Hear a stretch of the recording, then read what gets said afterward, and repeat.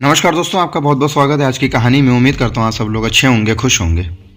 दोस्तों, अगर हमारे देश की पुलिस या हमारे देश की सीबीआई के नाकामयाबियों के केसेस को अगर उठा के देखा जाए और उनकी चर्चा करी जाए तो मुझे लगता है कि पूरा दिन कम पड़ जाएगा। चाहे फिर वो निठारी हत्याकांड हो, चाहे फिर वो बुराड़ी केस हो, चाहे फिर वो आरुषि हत्याकांड हो, और चाहे फिर यही केस क्यों ना हो जिसकी मैं आज आप लोगों के लिए कहानी लेके आया हूँ। जी हाँ, कहानी है शिल्पी गौतम डेथ मिस्ट्री। एक ऐसी डेथ मिस्ट्री जिसमें सवाल तो बहुत सारे थे लेकिन जवाब शायद से किसी का भी सवाल का नहीं था। एक ऐसी डेथ मिस्ट्री जिसको 25 साल बीत चुके हैं।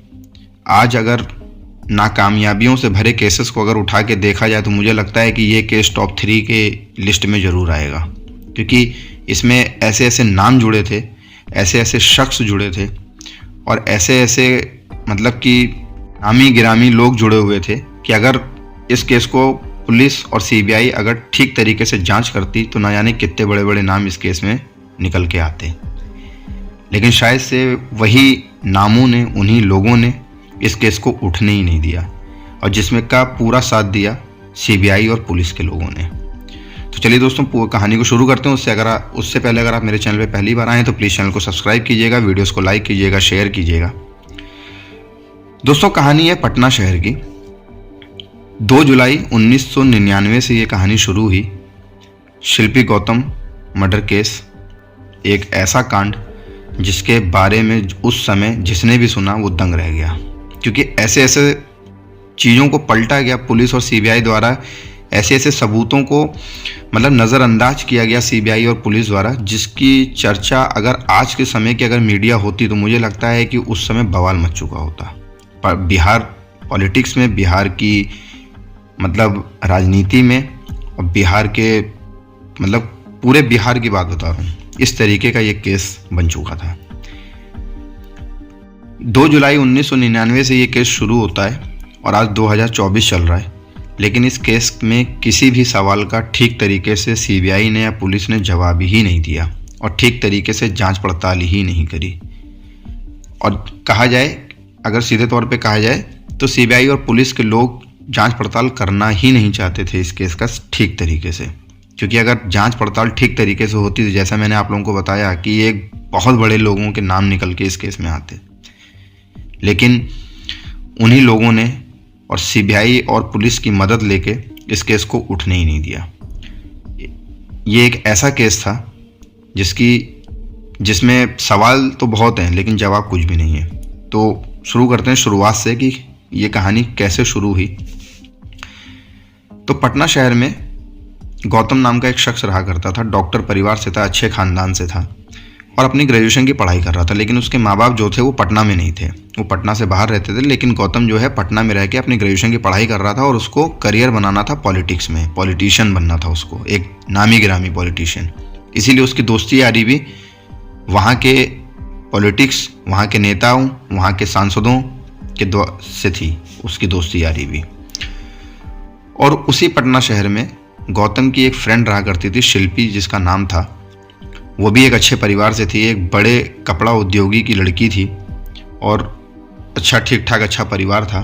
और वो उस समय कंप्यूटर कोर्स कर रही थी। उस समय कंप्यूटर जो था वो नया नया आया था, तो लोगों की बहुत ज़्यादा रुचि थी कंप्यूटर में, तो वो कंप्यूटर कोर्स कर रही थी। सब कुछ ठीक ठाक चल रहा था।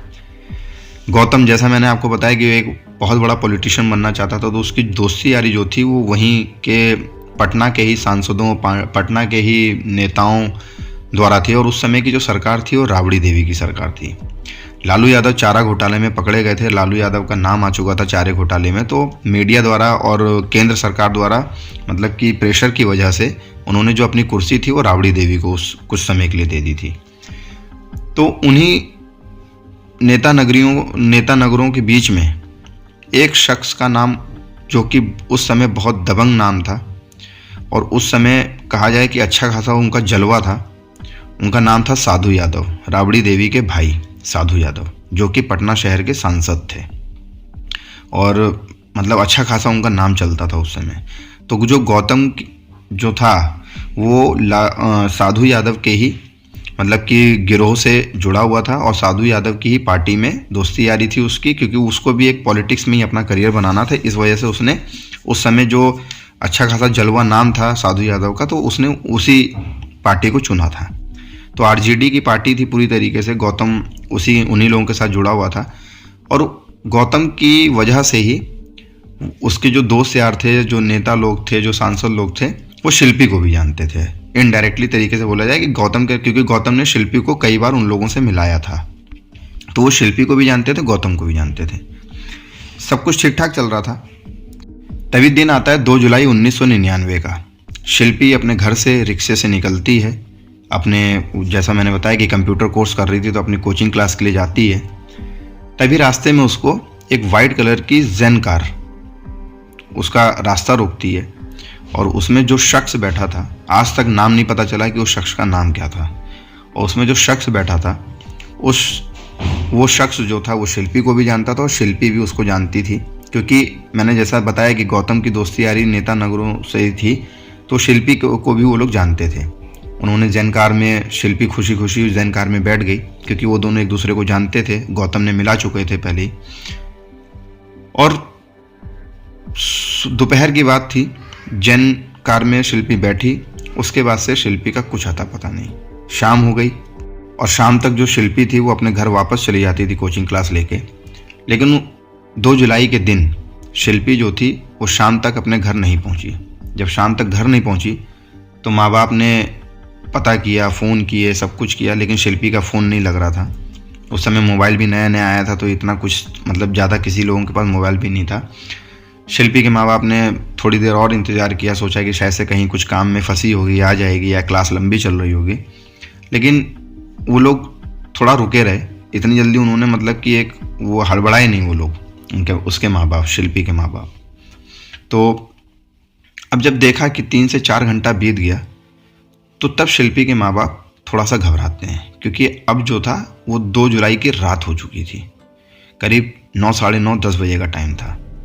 और जो शिल्पी के माँ बाप थे, क्योंकि शिल्पी जो थी वो 6, साढ़े 6 बजे के आसपास अपने घर पहुंच जाया करती थी, लेकिन उस दिन 3-4 घंटा ज़्यादा हो चुका था, और शिल्पी का ना फ़ोन लग रहा था, ना शिल्पी के दोस्तों यारों को पता था कि शिल्पी कहाँ है, क्योंकि उसके माँ बाप ने जहाँ तक कोशिश कर सकते थे उसके दोस्त यारों को फ़ोन करके, उनसे पता करके, तो शिल्पी का कुछ अता पता नहीं चल रहा था। तो जब 3-4 घंटा बीत गया, तब उसके माँ बाप उसी पटना के पुलिस थाने में जाके रिपोर्ट दर्ज करा देते हैं, FIR दर्ज करा देते हैं, क्योंकि शिल्पी को गायब हुए कम से कम 7 से 8 घंटा हो चुका था, अगर दोपहर की बात करी जाए, दोपहर से। तो यहाँ पे ये सब चल रहा था। उसी बीच करीब 9, साढ़े 9 बजे, 10 बजे के आसपास गौतम को कहीं से खबर मिलती है कि शिल्पी जो है उसको एक ऐसे गेस्ट हाउस में ले जाया गया है, जो कि पटना से कुछ दूर फुलवारी शरीफ एक जगह है, जहाँ पे एक गेस्ट हाउस हुआ करता था। इन्हीं RJD नेताओं के ही ये गेस्ट हाउस थे। और ये गेस्ट हाउस का बताते हैं कि इस गेस्ट हाउस में अय्याशियाँ ज़्यादा होती थी, और इस बारे में गौतम पूरी तरीके से सब कुछ जानता था कि ये जो गेस्ट हाउस है ये RJD के ही सांसदों और नेताओं के ही हैं। तो और इस गेस्ट हाउस में क्या क्या होता है गौतम पूरा अच्छे तरीके से जानता था, क्योंकि उसकी भी दोस्ती यारी इतनी थी, अच्छी खासी दोस्ती यारी थी RJD के नेताओं से, RJD के कि सांसदों से और साधु यादव से, सबसे, कि वो इस गेस्ट हाउस के बारे में जानता था। और इस गेस्ट हाउस के बारे में जैसे ही उसको पता चला कि शिल्पी जो है, शिल्पी को उस गेस्ट हाउस में ले जाया गया है, तो उसको मालूम था कि उस गेस्ट हाउस में क्या होता है। वो सारा सब कुछ अपना काम छोड़ के गेस्ट हाउस पहुंचता है, और जैसे ही गेस्ट हाउस पहुंचता है तो वो शिल्पी की हालत देख के समझ चुका था कि शिल्पी के साथ क्या हुआ है। जिसके बाद गौतम जो है, उनको वहाँ पे एक से एक नेता थे, मैं नाम निकल के नहीं आया तो नाम मैं बता नहीं सकता हूँ, लेकिन इनडायरेक्टली तरीके से अगर बोलूँ, उस समय जो मीडिया और सब और न्यूज़पेपर इन सब द्वारा जो कि सीधा सीधा जो शक किया गया था वो साधु यादव, कि राबड़ी देवी के भाई साधु यादव के ऊपर किया गया था। तो उस गेस्ट हाउस में एक से एक बड़े बड़े नेता, बड़े बड़े सांसद शामिल थे, और शिल्पी जो थी उसकी हालत देख के गौतम समझ चुका था कि उसके साथ क्या हुआ पूरा दिन। जिसके बाद गौतम उन लोगों को धमकी देता है, जो लोग वहाँ थे उस गेस्ट हाउस में, उस समय मौजूद थे, उनको धमकी देता है कि मैं तुम लोगों का भंडा फोड़ कर दूंगा, और मैं पुलिस में केस लिखाऊंगा, और ये करूंगा, पुलिस कंप्लेन करूंगा। और इन सब धमकियों की वजह से वो जो वहाँ पे जो लोग थे वो लोग डरते हैं कि अगर ऐसा कुछ होता है तो हमारी पार्टी का, हमारे नाम जो हैं वो पूरी तरीके से पूरा बदनाम हो जाएंगे। जिसकी वजह से पहले गौतम का गला दबाया जाता है और उसके बाद शिल्पी का गला दबाया जाता है। दोनों की 2 जुलाई रात में ही हत्या कर दी जाती है। ये मैं इसलिए बोल रहा हूँ क्योंकि उस समय मीडिया द्वारा यही सारी चीज़ें बताई गई थी। ये कुछ प्रूफ नहीं हुआ इस केस में ऐसा कुछ भी, लेकिन ये सब मीडिया द्वारा उस समय पूरी कहानी यही बताई गई थी, जिसकी वजह से मैं आप लोगों को ये सारी चीज़ें बता रहा हूँ। 2 जुलाई की रात शिल्पी और गौतम दोनों का गला घोट के हत्या कर दी जाती है। 2 जुलाई की रात बीत जाती है। दूसरी तरफ शिल्पी के जो माँ बाप थे वो इधर उधर मतलब FIR भी दर्ज करा दी थी, सब कुछ वो था, लेकिन पुलिस की तरफ से कोई मतलब प्रतिक्रिया नहीं मिल रही थी शिल्पी के माँ बाप को। और शायद से जहाँ पे शिल्पी के माँ बाप ने FIR दर्ज कराई थी जिस थाने में, उस थाने में मुझे लगता है कि जिस समय वो शक मीडिया द्वारा भी ये सारी चीज़ें उठाई गई थी कि उस थाने में फ़ोन जा चुका था ऑलरेडी, जिसकी वजह से उस थाने के जो पुलिस वाले थे वो कोई भी प्रतिक्रिया नहीं दे रहे थे। खैर, यहाँ पे गेस्ट हाउस में दोनों का हत्या कर दी जाती है और दोनों लोग जो हैं वो रात भर वहीं उसी गेस्ट हाउस में उनकी डेड बॉडी को रखा जाता है। और ये सब करते कराते 2 तारीख की रात बीत जाती है। अब 3 तारीख की सुबह होती है और पटना में ही एक जानी मानी जगह है जिसका नाम है गांधी मैदान। गांधी मैदान एक जगह है पटना में ही। उसी गांधी मैदान के पीछे पटना के SSP का ऑफिस है और काफ़ी MLA के क्वार्टर्स और उनके भी ऑफिस हैं वहीं पटना, उसी गांधी मैदान के पीछे। और उसी पटना SSP के ऑफिस के पीछे वाले हिस्से में एक गैराज है। उस गैराज में 3 तारीख की सुबह पुलिस करीब 9 बजे उस गैराज का ताला तोड़ती है, उस गैराज के गेट का, और उस गैराज में एक वाइट जेन कार खड़ी रहती है। और जब उस कार को खोला जाता है तो उस कार के अंदर शिल्पी और गौतम दोनों की डेड बॉडी पड़ी रहती है, अर्धनंग हालत में। मतलब कि बहुत कम कपड़े थे उनके जिस्म में उस समय, जिस समय पुलिस को वो डेड बॉडी, उन दोनों की डेड बॉडी मिलती है। और अब मैं आप लोगों को बताऊंगा, यहाँ से सवाल भी उठाते चलेंगे पूरी कहानी में कि अब यहाँ से कई सारे सवाल चालू होंगे। पहला सवाल यहाँ पे रेज होता है कि 3 तारीख के सुबह पुलिस को कैसे पता चला, किस शख्स ने उनको फ़ोन करके बताया कि शिल्पी और गौतम की डेड बॉडी फला फला जगह पे फला फला गैराज में पड़ी हुई है। पहला सवाल इस केस का, सबसे बड़ा सवाल, जिसको पुलिस आज तक जिसका जवाब नहीं दे पाई कि किस शख्स ने बताया। क्या वो कोई मतलब खुफिया इंसान था, मतलब कि एक तरीके से देखा जाए शिल्पी गौतम का कोई दोस्त था, या फिर जिसने मर्डर किया, जिसने हत्या करी वही लोग थे? आज तक नहीं पता किसी को, और पुलिस ने इसका जवाब भी नहीं दिया। खैर, अब देखते जाइएगा यहाँ से पुलिस की जो कार्रवाई हुई, जांच पड़ताल हुई, उन्होंने किस तरीके से जांच पड़ताल करी, प्रेशर में करी, कैसे करी भगवान जाने, लेकिन कैसे हुई जांच पड़ताल, पुलिस ने किस तरीके से इस केस का पूरा कचड़ा कर दिया था इस केस को, ये अब देखते जाइएगा यहाँ से। 9 बजे शिल्पी गौतम की लाश मिलती है पुलिस को उसी गैराज के अंदर, जेन कार में, जिस कार में शिल्पी को गेस्ट हाउस लेके जाया गया था। वो जेन कार किसकी, किसी को नहीं पता, आज तक कभी खुलासा नहीं हुआ कि वो जेन कार थी किसकी। ठीक, दूसरा सवाल। अब चलते हैं फिर आगे कि 9 बजे पुलिस को लाश मिली और आधे घंटे बाद वहाँ मतलब पुलिस सारी कार्रवाई कर रही है वहाँ पे, मतलब डेड बॉडी मिली है वहाँ पे, सब अपना तस्वीरें ली जा रही हैं, सब कुछ मतलब पूरा सब जैसे डेड बॉडी मिलती है उसके बाद जो पुलिस कार्रवाई करती है वहाँ सब चल रही है। और करीब 20 मिनट आधे घंटे बाद ही वहाँ पे अचानक से साधु यादव आ जाते हैं। तीसरा सवाल यहाँ रेज होता है कि साधु यादव को किसने बताया कि शिल्पी गौतम की डेड बॉडी वहाँ पड़ी है, और वो इतनी, उनको ऐसी क्या बेचैनी थी, वो एक सांसद थे पटना के, उनको ऐसी क्या बेचैनी थी कि वो शिल्पी गौतम की डेड बॉडी जहाँ थी वहाँ आ गए। क्यों आ गए किसी को नहीं पता। और आगे देखिएगा कि साधु यादव जी का इसमें क्या रोल था। ठीक है, तो साधु यादव 9:30 बजे, मतलब कि 9 बजे डेड बॉडी मिलती है, 9:30 बजे साधु यादव आते हैं और 1 घंटा ही बीता होगा, अभी डेड बॉडी पोस्टमार्टम के लिए भेजी गई है, रास्ते में होगी डेड बॉडी, पुलिस द्वारा पोस्टमार्टम के लिए भेजी गई है डेड बॉडी। विसरा रिपोर्ट अभी तक आई नहीं है। विसरा रिपोर्ट बताते हैं कि जो विसरा रिपोर्ट होती है उसको आने में 15 से 20 दिन लगते हैं। विसरा रिपोर्ट होती क्या है वो मैं बताता हूँ कि जब कोई जहर खा के या किसी मतलब कोई ऐसी मतलब कि लिक्विड चीज़ खा के अगर कोई अपनी जान या सुसाइड देता है या किसी की मौत होती है तो उसका खुलासा विसरा रिपोर्ट द्वारा ही किया जाता है कि वो कौन सा जहर था, कौन सा लिक्विड था, कौन सी गैस थी जिसकी वजह से उसकी मौत हुई उस शख्स की। तो विसरा रिपोर्ट को 15-20 दिन लगता आने में। और जो पोस्टमार्टम के लिए बॉडी भेजी गई है, पोस्टमार्टम 1 से 1.5 दिन में आ जाता है पोस्टमार्टम रिपोर्ट, लेकिन अभी वो डेड बॉडी रास्ते में ही है, अभी हॉस्पिटल पहुंची भी नहीं है।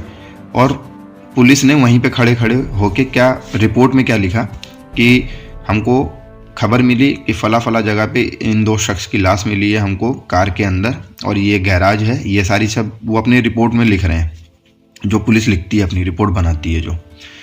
और साथ ही साथ उन्होंने पूरा मतलब उस रिपोर्ट की कॉपी तक मीडिया के हाथ पे लगी थी।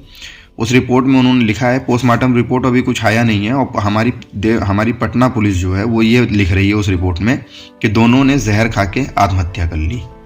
अभी तक कुछ खुलासा नहीं हुआ है कि उनकी हत्या कैसे हुई, क्या हुआ, लेकिन पटना की पुलिस ने घोषित कर दिया, मतलब कि बिना पोस्टमार्टम रिपोर्ट और बिना विसरा रिपोर्ट के द्वारा ही कि दोनों ने जहर खा के आत्महत्या की है।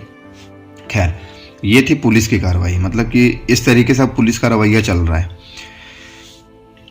पोस्टमार्टम रिपोर्ट आती है और पोस्टमार्टम रिपोर्ट आने के तुरंत बाद ही अभी गौतम के जो माँ बाप हैं उनको खबर दी गई है। वो बिहार के बाहर रहते थे, अभी गौतम के माँ बाप गौतम की डेड बॉडी लेने पहुँचे नहीं है पटना में, ठीक है, लेकिन 3 तारीख की रात में ही गौतम का अंतिम संस्कार कर दिया जाता है। ठीक, इतना मतलब कि जल्दीबाजी, पुलिस द्वारा ही अंतिम संस्कार कर दिया जाता है, उसके माँ बाप के आने का भी इंतजार नहीं किया जाता है। और अगले ही दिन सुबह पे शिल्पी का भी अंतिम संस्कार कर दिया जाता है। ये थी पूरी मतलब रवैया उन दिनों में पुलिस का, जो इस केस के चीज़ मैं बता रहा हूँ आप लोगों को। इनडायरेक्टली आप लोग समझ रहे होंगे कि इस केस में किसका किसका हाथ था। इनडायरेक्टली आपको भी समझ में आ रहा होगा, लेकिन डायरेक्टली मैं बोल नहीं सकता हूँ क्योंकि ऐसा कुछ प्रूफ नहीं हुआ। जिस दिन बॉडी मिली रात में गौतम का अंतिम संस्कार कर दिया गया, अगले दिन शिल्पी का अंतिम संस्कार कर दिया गया। गौतम का अंतिम संस्कार किया गया उसके माँ बाप के बिना ही, उसके माँ बाप पहुँचे भी नहीं थे, और गौतम का अंतिम संस्कार कर दिया गया। खैर, ये सब चल रहा था और पुलिस द्वारा सारी चीज़ों को इग्नोर किया जा रहा था वहाँ पे। और फिर अगले दिन मतलब कि 3 तारीख को पोस्टमार्टम के लिए भेजा गया, पोस्टमार्टम हो गया, उसके बाद अंतिम संस्कार कर दिया गया दोनों का। अगले दिन पोस्टमार्टम रिपोर्ट आती है। पोस्टमार्टम रिपोर्ट में साफ साफ लिखा था कि शिल्पी और गौतम दोनों के शरीर पे जख्म के निशान हैं, उनको मारा गया है, पीटा गया है, और शिल्पी के साथ गैंगरेप किया गया है। ठीक है, जो शिल्पी ने कपड़े जो थोड़े बहुत थे उसके शरीर पे उस समय बताते हैं कि उसमें 1 से ज़्यादा सीमेंस के दाग मिले हैं, लेकिन वो सीमेंस के दाग बाद में पुलिस और सीबीआई द्वारा पसीने के दाग बना दिए गए। इस तरीके से मतलब कि सारे जो भी पोस्टमार्टम रिपोर्ट आई उसको इग्नोर कर दिया गया। विसरा रिपोर्ट में ऐसा कहीं लिख के नहीं आया कि जहर की वजह से उनकी मौत हुई, लेकिन उस चीज़ को भी इग्नोर कर दिया गया पुलिस द्वारा, उस चीज़ को भी दबा दिया गया। वो सारी चीज़ें कोर्ट तक गई ही नहीं। इस तरीके से जब ये सब ढिलाई देखी शिल्पी के परिवार के लोगों ने, गौतम के परिवार के लोगों ने, तो वो लोग मीडिया तक गए। मीडिया का फिर दबाव बना। मीडिया का दबाव के कारण जो राबड़ी देवी की सरकार थी उन्होंने वो केस जो है पुलिस से लेके सीबीआई को दे दिया। सीबीआई को सितंबर 1999 में ये केस दिया। 5 साल सीबीआई ने जांच पड़ताल करी।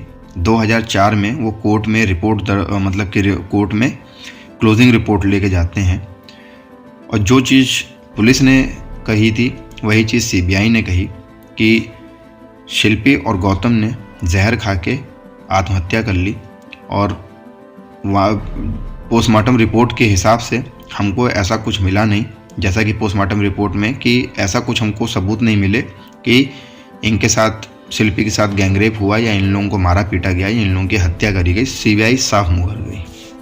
मतलब 5 साल की जांच करी, 5 साल तक उन्होंने जांच पड़ताल करी और उन्होंने वही चीज़ दोहराई जो चीज़ पुलिस ने दोहराई। मतलब कि पोस्टमार्टम रिपोर्ट जो थी, सीबीआई और पुलिस के लोगों ने पोस्टमार्टम रिपोर्ट को भी झूठा साबित कर दिया कोर्ट के सामने। सबूत मिले नहीं, उन्होंने सबूत जुटाए नहीं, पुलिस की लापरवाही, सीबीआई की लापरवाही, जिसकी वजह से ये केस 2004 में क्लोज कर दिया गया। एक ऐसा केस जिसको अगर सीबीआई और पुलिस के लोग जी जान से अगर लग जाते सॉल्व करने में, तो मुझे लगता है कि इसमें बहुत बड़े बड़े नेताओं के और बहुत बड़े बड़े सांसदों के नाम आते, आरजेडी के पार्टी के लोगों के नाम आते, लेकिन इस केस को खुलने ही नहीं दिया गया कभी भी। तो ये थी पूरी कहानी शिल्पी गौतम की। अब आगे सवालों की चर्चा करते हैं कि इस केस में सवाल कौन कौन से उठे थे। पहला सवाल कि पुलिस को कैसे पता चला 3 जुलाई की सुबह कि शिल्पी और गौतम की जो लाश है वो एसएसपी ऑफिस के पीछे वाले गैराज में है। किस शख्स ने उनको फ़ोन करके बताया, किस शख्स ने उनको इन्फॉर्मेशन दी, उस शख्स का आज तक नहीं पता चला है, पहला सवाल। दूसरा सवाल बताया गया कि साधु यादव को ऐसी कौन सी जल्दबाजी थी कि वो आधे घंटे के अंदर ही अंदर उस जगह पे आ गए, और साधु यादव को कैसे पता चला कि उनकी लाश यहाँ पे है। अभी तक किसी ने उनको बताया नहीं था। और बाद में बताते हैं कि खुलासा हुआ था कि लालू यादव ने भी उनको मना किया था कि उस जगह पे मत जाओ, लेकिन फिर भी साधु यादव गए और आधे घंटे के अंदर ही अंदर उस जगह पे पहुंच गए। क्यों और कैसे? तीसरा सवाल बताया जाता है कि जो सीमेंस, जो पोस्टमार्टम और विसरा रिपोर्ट द्वारा जो शिल्पी के कपड़ों में जो सीमेंस के दाग थे, एक से ज़्यादा दाग थे, एक से मतलब कि एक लोगों से ज़्यादा दाग थे, कम से कम बताते हैं कि वो रिपोर्ट के हिसाब से 4 से 5 लोगों के दाग थे सीमेंस के, वो शिल्पी के कपड़ों के ऊपर। वो किसके थे किसी को नहीं पता। बताते हैं कि मीडिया ने उस समय मतलब कि एक स्टिंग ऑपरेशन किया था वहाँ के एसएसपी द्वारा, पटना के एसएसपी के ऑफिस में जाके। बताते हैं कि एसएसपी तक ने बोला था कि साधु यादव को वहाँ पे आधे घंटे के अंदर साधु यादव को उस जगह पे देख के वो भी लोग शॉक्ड थे कि साधु यादव को ऐसा क्या जल्दी थी या क्या ऐसा इस केस में था कि साधु यादव को इतनी डायरेक्ट रुचि थी और वो उस जगह पे आ गए जहाँ पे उनको उनकी डेड बॉडी पड़ी थी, जहाँ उन शिल्पी गौतम की डेड बॉडी मिली थी। एसएसपी तक ने ये चीज़ बोली थी उस समय स्टिंग ऑपरेशन में, लेकिन एसएसपी को मालूम नहीं था कि स्टिंग ऑपरेशन चल रहा है, लेकिन मीडिया ने किया था। बाद में जब ये मतलब कि केस को क्लोज किया गया तो उसके बाद जो विपक्ष पार्टी के लोग थे उन्होंने मोर्चा निकाला, जैसा कि हमारे देश में चलता आता है, कैंडल मार्च, मोर्चा और सारा सब कुछ निकाला। लेकिन सीबीआई और पुलिस के लोगों के जू नहीं रहेंगे और उन्होंने पूरी तरीके से इस केस को मतलब कि जो भी थोड़े बहुत सबूत थे उनको सबको ख़त्म कर दिया। और बताते हैं कि इस केस में जो सबसे बड़ा सवाल था वो ये था कि अगर सीबीआई या पुलिस में से किसी एक ऑफिसर ने भी थोड़ा सा गट्स दिखाया होता और साधु यादव के ब्लड सैंपल्स लिए गए होते तो शायद से शिल्पी गौतम के कपड़ों के ऊपर जो सीमेंस के दाग मिले थे, शायद से उसका कुछ ना कुछ खुलासा जरूर हो जाता।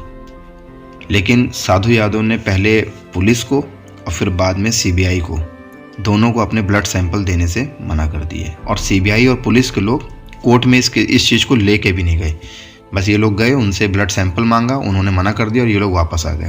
कोर्ट में लेके भी नहीं गए। अगर कोर्ट के द्वारा अगर ये लोग जाते तो साधु यादव का ब्लड सैंपल देना पड़ता और शायद से बहुत सारी चीज़ें सामने निकल के आती, जो कि नहीं हुआ। तो ये था पूरे केस शिल्पी गौतम डेथ मिस्ट्री, जो आज भी बनी हुई है। 25 साल हो चुके हैं इस केस को, लेकिन आज भी इस केस में कौन कौन जुड़े थे बताते हैं कि इनडायरेक्टली मीडिया द्वारा और न्यूज़पेपर द्वारा और बहुत से लोगों द्वारा, कि इस केस में ऐसे ऐसे नेताओं के नाम, ऐसे ऐसे सांसदों के नाम थे कि अगर वो केस खुल के सामने आ जाता, इस केस को अगर दबाया नहीं जाता तो शायद से बहुत सारे लोग मतलब कि लोगों का पर्दाफाश हो जाता, लेकिन ऐसा कुछ हुआ नहीं। तो ये था शिल्पी गौतम मर्डर केस, एक ऐसा केस जिसको नाकामयाबियों में गिना जाएगा पुलिस और सीबीआई के मतलब लिस्ट में, और जिस केस को आराम से सुलझाया जा सकता था उस केस को इतना घुमाया और फिराया गया और उस केस को इतना मतलब तोड़ा मरोड़ा गया कि वो केस अपने आप में उलझता चला गया और वो कभी सुलझा ही नहीं। तो उम्मीद करता हूँ आप लोगों को कहानी अच्छी लगी होगी। अगर कहानी अच्छी लगी हो तो प्लीज़ चैनल को सब्सक्राइब कीजिएगा, वीडियोज़ को लाइक कीजिएगा, शेयर कीजिएगा। तब तक के लिए धन्यवाद।